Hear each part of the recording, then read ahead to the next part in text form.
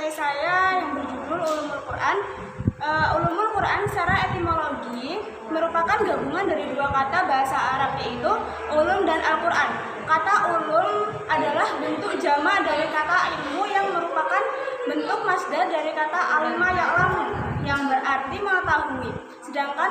Sedangkan kata Al-Quran adalah bentuk masdar dari qira'ah. Dengan demikian kata Quran berarti bacaan. Menurut Al-Zarqani, Ulumul Quran merupakan beberapa pembahasan yang berkaitan dengan Al-Quran dari sisi turunnya, urutan penulisan, kodifikasi, cara pembacaannya, mukjizatnya, nasah dan mansukh, dan penolakan dari hal-hal yang bisa menimbulkan keraguan terhadapnya serta hal-hal lain. Sedangkan menurut Al-Suyuti, Ulumul Quran merupakan suatu ilmu yang membahas tentang keadaan Al-Quran dari segi turunnya, sanad, adab ataupun makna-maknanya, baik yang berhubungan dengan lafaz-lafaznya maupun yang berhubungan dengan hukum-hukum dan sebagainya. Ruang lingkup pembahasan Ulumul Quran yang berisikan yaitu pembahasan yang berkaitan dengan satu, nuzulul Al-Quran, yaitu waktu, tempat, dan latar belakangnya. Di sini dibicarakan ayat-ayat yang diturunkan di Mekah dan ayat-ayat yang turun di Madinah. Kapan waktu diturunkannya, malam, siang, pagi, ataupun sore? Adakah dalam perjalanan ataukah dalam rumah? Yang kedua yaitu masalah sanad. Apakah periwayatan itu disampaikan melalui jalur sanad yang mutawatir ataupun sanad yang syad ataupun rupa-rupa qari'at Nabi, para perawi, hufaiz, dan cara penyikapannya berkenaan dengan bacaan. Apakah dalam pembaca perlu diwakafkan? Disambung juga mengenai ibtidah, soal, imalah, imat, ilham, dan sebagainya. Yang selanjutnya masalah lafaz. Adakah lafaz ayat yang gharib ataupun mu'arab dan majaz, atau mustarak ataupun mutarazid, isti'arah dan tasbih. Yang selanjutnya berkaitan makna dan hukum mengenai soal amhasah. Yang selanjutnya yaitu berkaitan dengan makna dan hukum mengenai soal amhas, mujmal, mufashal atau mantuk atau mutlak, muqayyad, mutasbih, dan nasah dan mansukh, serta muqaddam dan muakhirnya. Yang selanjutnya yaitu soal-soal makna Al-Quran yang berkaitan dengan lafaz dan yang meliputi fas, wasol, ijaz, izhab, dan musawah al-qasam.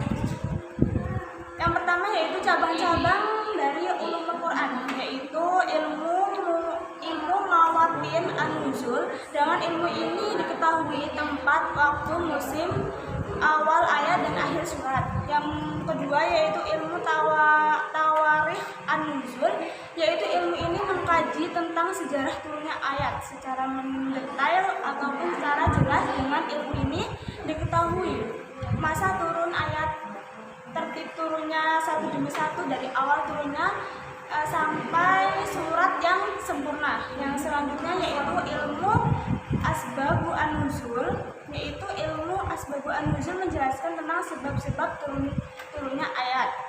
Yang selanjutnya ilmu qiraat. Dengan ilmu qiraat ini dapat diketahui ragam bacaan Al-Quran yang diterima oleh Rasulullah SAW. Yang selanjutnya yaitu ilmu tajwid. Ilmu tajwid merupakan suatu ilmu pengetahuan cara membaca Al-Quran dengan baik dan tertib menurut makhrajnya, panjang pendeknya, tebal hurufnya, baik dan tertib menurut makhrajnya, panjang pendeknya, tebal tipisnya, berdengung ataupun tidaknya, irama ataupun nadanya, serta titik komanya yang sudah diajarkan oleh Rasulullah SAW. Yang selanjutnya yaitu ilmu gharib Al-Quran. Melalui ilmu ini kita dapat mengetahui makna-makna yang aneh ataupun ganjil dan tidak wajar dari yang biasanya, juga tidak terdapat dalam percakapan sehari-hari. Yang selanjutnya itu ilmu i'rab Al-Quran. Dengan ilmu ini orang akan dapat menguraikan posisi posisi lafaz dalam suatu kalimat. Adakah sesuai lafaz menempati posisi sebagai subjek ataupun objek. Yang selanjutnya yaitu ilmu wujuh wa al-nazil. Dengan ilmu ini seseorang akan dapat menentukan makna yang tepat dan berbagai makna yang muncul dalam suatu ayat. Yang selanjutnya yaitu ilmu muham atau mustasbih. Dengan ilmu ini akan diketahui mana-mana ayat yang muham, yaitu ayat-ayat yang memiliki makna jelas, dan mana-mana ayat yang mutasbih, yaitu ayat-ayat ambiguas samar-samar yang memiliki makna ganda. Yang selanjutnya yaitu ilmu nasakh al-mansukh. Dengan ilmu ini seseorang akan dapat mengetahui mana-mana ayat yang diganti dan mana-mana ayat yang menjadi penggantinya. Dan selanjutnya yaitu badi Al-Quran. Badi Al-Quran itu melalui ilmu ini akan ayat-ayat Al-Quran akan diketahui sisi keindahan gaya bahasa Al-Quran, ketinggian sastra Al-Quran, dan keajaiban-keajaibannya. Yang selanjutnya ilmu ijaz Al-Quran. Ilmu ijaz Al-Quran ini adalah Al-Quran yang membahas kekuatan susunan lafaz dan kandungan Al-Quran. Yang selanjutnya ilmu munasabah yaitu cukup urgen dalam menjadikan keseluruhan ayat Al-Quran sebagai suatu kesatuan yang utuh. Ini akan diketahui kesastraan ayat-ayat surah yang ada di dalam Al-Quran. Yang selanjutnya yaitu ilmu aqsam Al-Quran. Dengan ilmu ini orang akan mengetahui maksud dan tujuan daripada sumpah yang dinyatakan oleh Allah SWT. Yang selanjutnya itu ilmu amtasih Al-Quran. Dengan ilmu ini orang akan mengetahui perumpamaan-perumpamaan yang terkadang yang terkandung di dalam Al-Quran. Yang selanjutnya yaitu ilmu jadal Al-Quran. Dengan ilmu ini akan diketahui tentang perdebatan yang terjadi di dalam Al-Quran. Yang selanjutnya yaitu ilmu adab al-tilawah. Dengan ilmu ini diketahui tentang tata cara pembacaan Al-Quran yang baik, yang sopan, dan yang santun dalam pembacaannya. Baik, mungkin hanya sekian penyampaian materi saya pada siang hari ini. Saya cukupkan. Wabillahi taufiq wal hidayah. Wassalamualaikum warahmatullahi wabarakatuh.